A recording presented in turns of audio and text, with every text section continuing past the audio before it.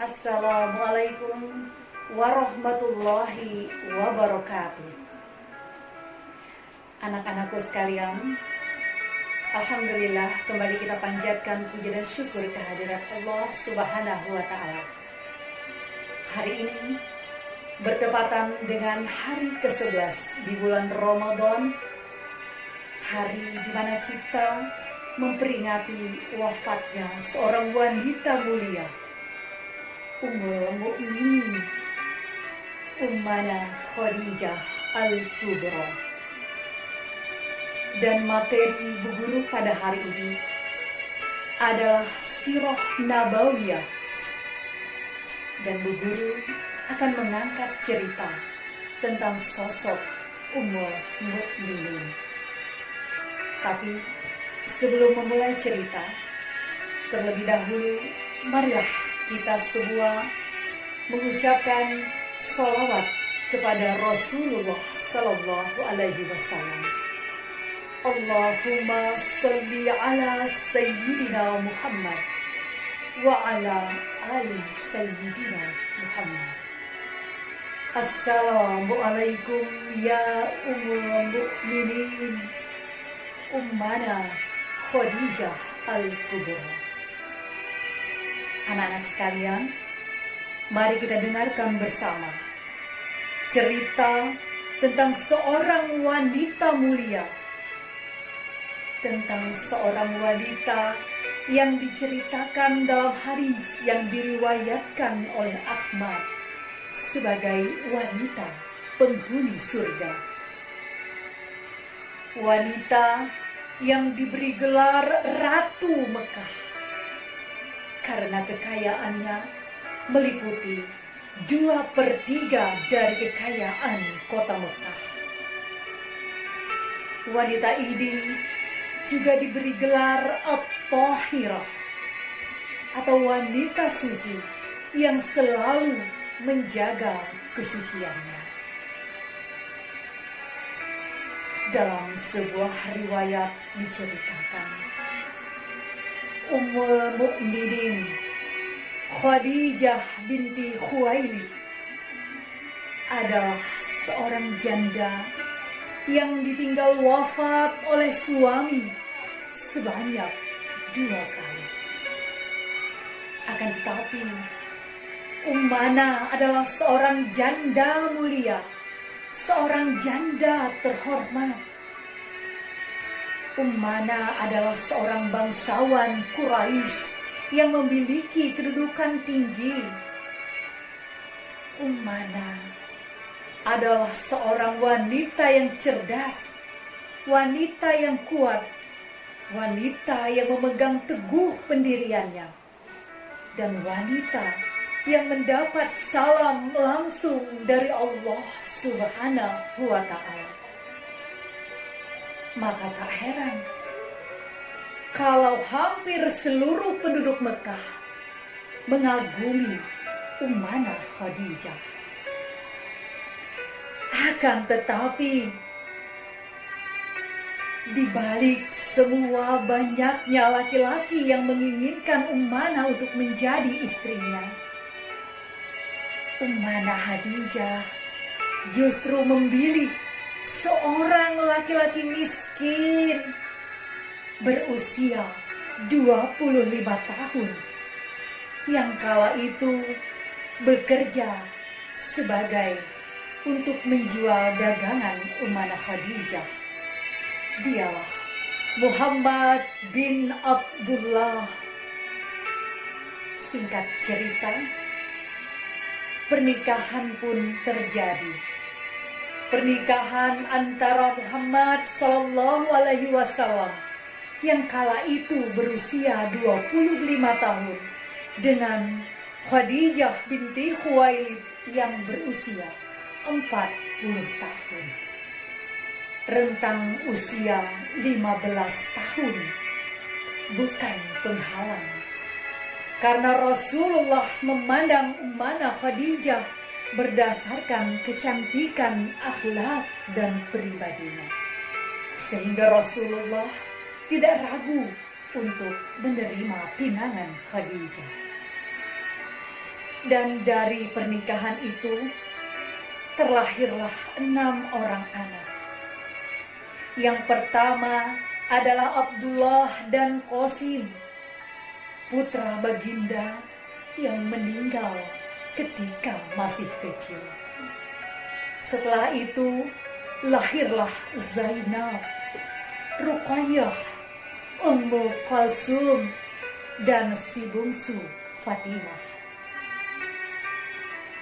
Pernikahan yang dijalani baginda Rasul bersama Ummana Khadijah mengalami banyak sekali halang dan rintang, mengalami suka dan duka silih berganti. Akan tetapi Ummana Khadijah mengajarkan kepada kita semua wanita yang ada di bumi, bagaimana caranya menjadi wanita yang berakhlak mulia, wanita yang bermartabat, wanita yang selalu ada, selalu setia mendampingi suami dalam suka maupun duka. Ummana Khadijah adalah wanita yang teramat istimewa. Seluruh harta, kekayaan, dan kebangsawanannya telah dia serahkan kepada Allah dan kepada Rasulullah. Ummana Khadijah juga merupakan wanita pertama yang beriman kepada Allah. Akan tetapi di tengah perjalanan Ummana mendampingi Rasulullah Sallallahu Alaihi Wasallam, Ummana Khadijah mengalami sakit. Dalam sebuah riwayat diceritakan, tatkala Ummana Khadijah tengah sakit, Ummana berkata kepada Rasulullah, "Ya Rasulullah, maafkanlah aku jika selama menjadi istrimu aku belum bisa berbakti kepadamu, ya Rasul." Maka dengan air mata yang berlinang Rasul menjawab, "Tidak Khadijah, tidak. Jauh dari semua itu. Engkau adalah istri terbaikku, Khadijah. Pengorbananmu padaku, pengabdianmu padaku dan pada agama Allah sungguh sangat besar. Allah Maha tahu seberapa besar amalmu, hai Khadijah." Ummana Khadijah tersenyum. Lalu dia memanggil putrinya yang bernama Fatimah Az-Zahra. Ummana berbisik lirih kepada Fatimah, "Wahai anakku tersayang, aku merasa kalau ajalku sudah dekat. Aku mohon putriku, mintakan kepada ayahmu, karena aku terlalu balu. Aku takut untuk memintanya langsung kepada ayahmu. Mintakanlah surban yang biasa ayahmu pakai setiap menerima wahyu untuk membungkus jenazahku." Mendengar bisikan lirih dari Khadijah, Rasulullah Shallallahu Alaihi Wasallam bersabda, "Wahai Khadijahku, sesungguhnya Allah telah menitipkan salam untukmu, dan Allah telah menyiapkan sebuah tempat yang sangat indah untukmu di dalam surga. Allah sudah mempersiapkan sebuah rumah yang dibangun dari mutiara." Dan seketika itu pula Ummana Khadijah menghembuskan nafas terakhir di pangkuan Rasulullah. Air mata suci dari baginda Rasul tumpah saat itu juga. Dan semua yang hadir di situ menurutkan air matanya. Mereka semuanya berduka atas kematian ummana Khadijah. Rasulullah memeluk jasad Khadijah. Dan dengan berderai air mata, Rasulullah berkata, "Wahai Khadijahku sayang, demi Allah, aku tidak akan mendapatkan istri seperti engkau. Engkau adalah wanita yang mulia, Khadijah." Betapa sedih hati baginda Rasulullah mengenang semua perjuangan dan pengorbanan yang diberikan Khadijah ketika masih hidup. Semua harta kekayaan yang dimiliki ummana Khadijah telah disumbangkan untuk perjuangan Rasulullah dan umat muslim. Bahkan pakaian yang dipakai Rasulullah dan seluruh umat muslim berdasarkan harta dari ummana Khadijah. Akan tetapi di akhir hayatnya, ummana Khadijah hanya meminta selembar surban kepada Rasulullah untuk pembungkus jenazahnya yang mulia. Ya Khadijahku, engkau adalah wanita kaya yang telah menyumbangkan seluruh hartamu untuk kaum muslim. Tapi di akhir hayatmu, aku bahkan tidak punya kain kafan untuk membungkus jasadmu. Rasulullah terus berlinang air matanya. Bahkan dalam sejarah, baju yang dipakai ummana Khadijah tatkala itu sudah sangat lusuh dengan 83 tambalan. Di antaranya tambalan dari kulit kayu. Maka seketika itu juga malaikat Jibril turun dari surga dengan membawa 5 kain kafan. Jibril mengucap salam kepada Rasulullah, dan Rasulullah pun menjawab salam dari Jibril dan berkata, "Ya Jibril, untuk siapa kain kafan itu?" Jibril menjawab, "Kain kafan ini untuk Khadijah, untuk engkau, untuk Fatimah, untuk Ali, dan untuk cucumu yang bernama Hasan." Lalu malaikat Jibril berhenti berkata.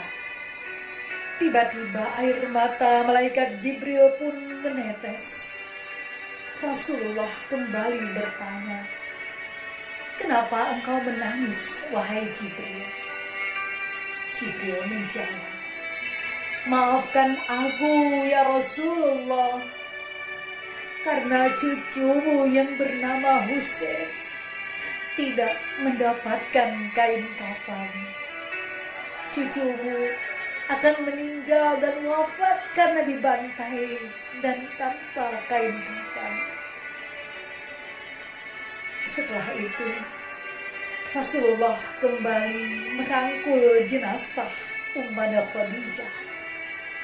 Rasulullah memanjatkan doa kepada Allah, "Ya Allah, berilah rahmat-Mu kepada Khadijahku.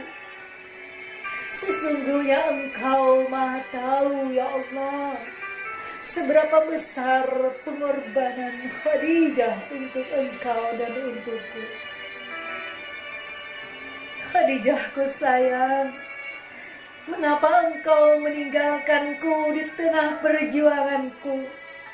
Siapa lagi yang akan mendampingiku, wahai Khadijah?" Tiba-tiba Ali berkata di antara isaknya, "Aku ya Rasulullah, aku yang akan mendampingi perjuanganmu."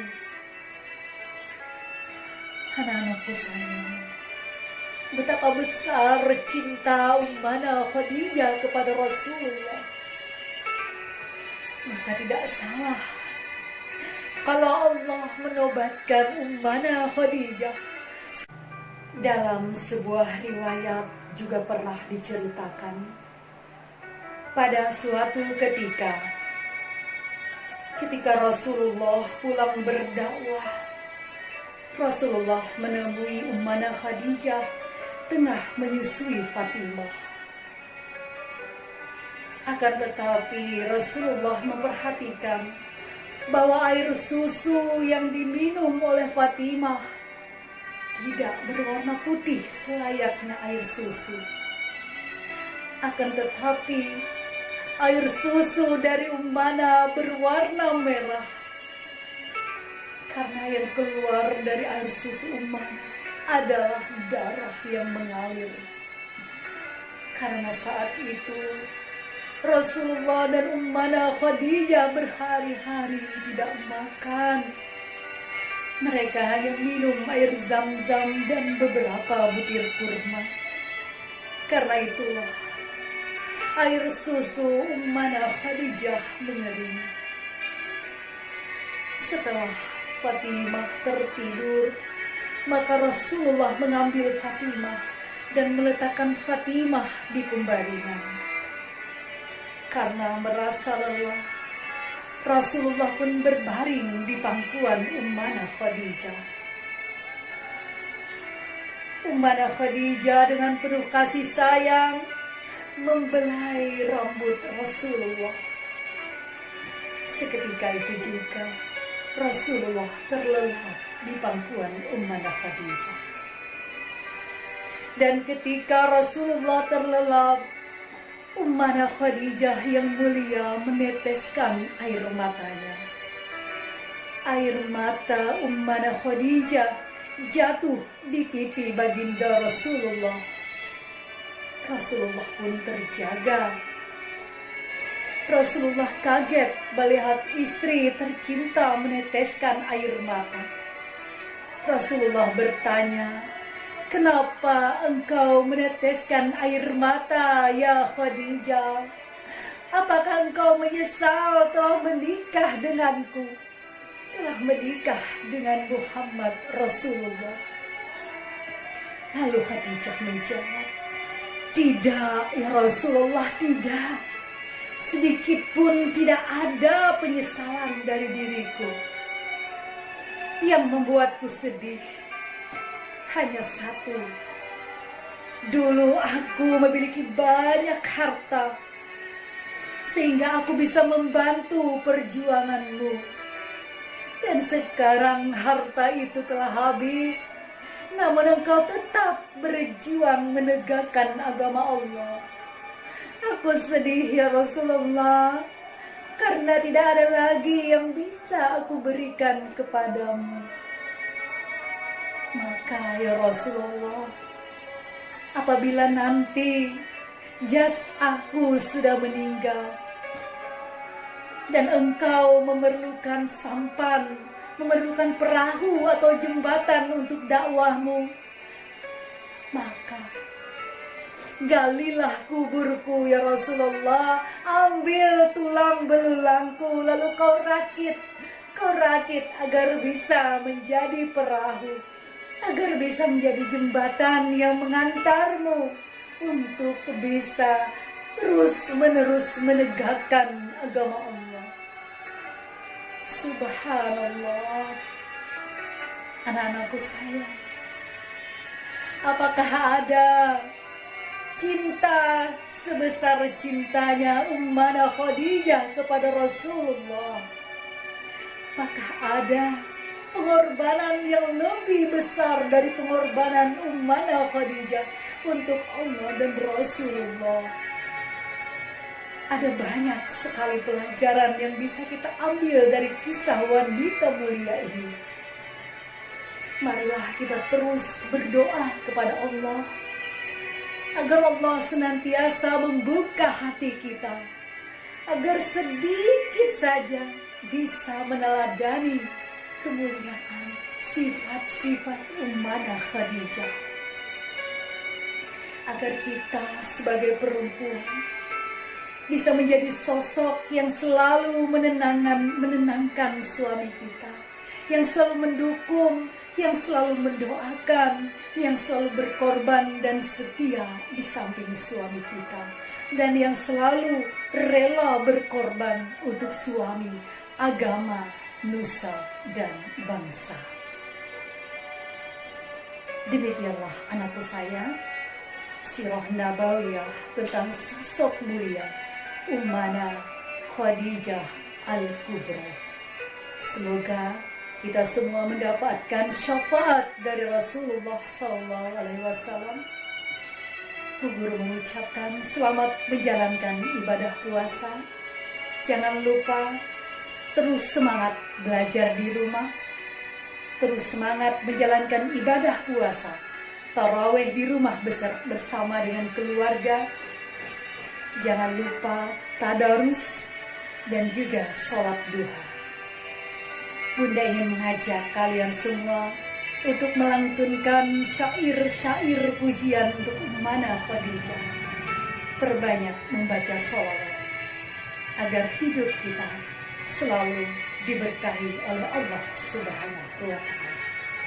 Demikian pelajaran pada hari ini. Wassalamualaikum warahmatullahi wabarakatuh.